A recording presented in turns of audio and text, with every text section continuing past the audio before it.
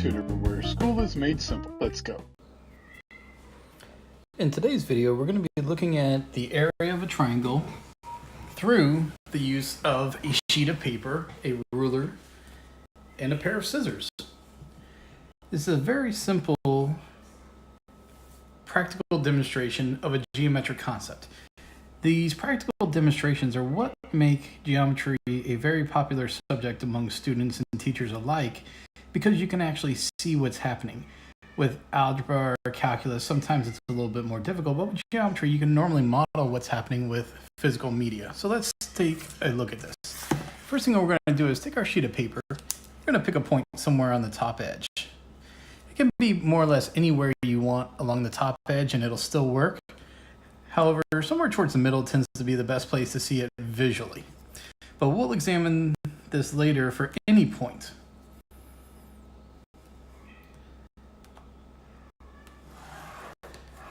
So the first thing I do is take the point that I just selected and then connect it to the opposite vertices of my rectangle, because a sheet of paper is a rectangle. At this point, all I have to do is label my triangles, and we'll see how these come into play in just a moment. Now I'm going to cut out my triangles.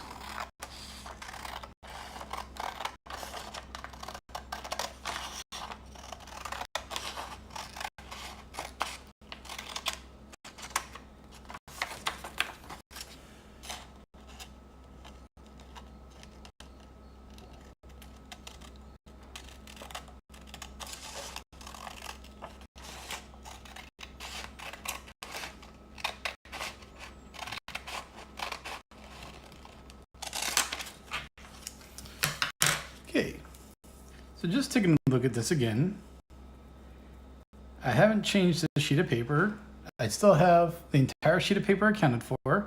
I have triangle 1, triangle 2, and triangle 3. Now, there's a very interesting phenomenon that occurs here. If I simply take triangle 2 and rotate it, I notice that it fits exactly into triangle 3.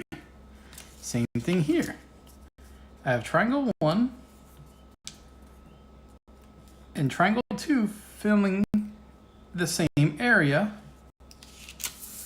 as triangle 3. So now that I know that triangle 1 and triangle 2 are the same as triangle 3, then let me look at it this way and say that the area of triangle 1 plus the area of triangle 2 plus the area of triangle 3 is equal to the area of the rectangle. Now, once I do that, I also know that the area of triangle 1 plus the area of triangle 2 is equal to the area of triangle 3. And I see the same information in both equations. So now I can substitute and I get triangle 3 plus triangle 3 equals the area of my rectangle.